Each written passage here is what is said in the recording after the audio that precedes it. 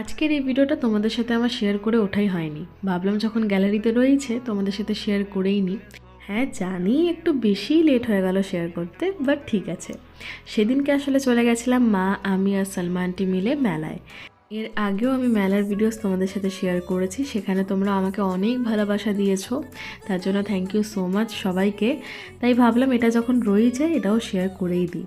ফার্স্টে মেলায় ঢুকেই আমাদের পেয়ে গেছিলো প্রচণ্ড জোর খিদে, তো আমরা এখানে একটু চাট খেয়ে নিচ্ছিলাম, যেটা খেতে জাস্ট অসাধারণ ছিল, trust me.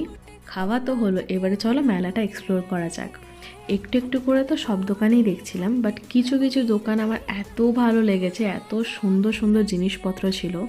Just look at the earrings, এত বিউটিফুল আর এতটাই রিজনেবল প্রাইসে এখানে পাওয়া যাচ্ছিল।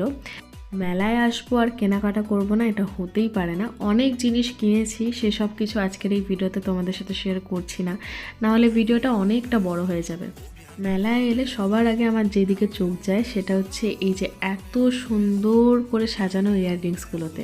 আসলে কি জানো তো, ইয়াররিংসগুলো কিনি বা না কিনি, আমার দেখতেও খুব ভালো লাগে। কি সুন্দর একটা লাইনে সবটা সাজানো থাকে।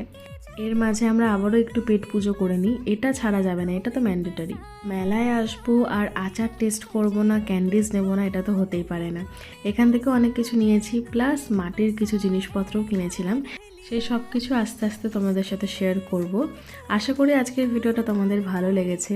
যদি এতদূর দেখেই নিয়েছো, ভালো লেগে থাকলে please to like, comment, share আর সাবস্ক্রাইব। পাশে থাকা বেল আইকনটা ক্লিক করে অল করে নিও।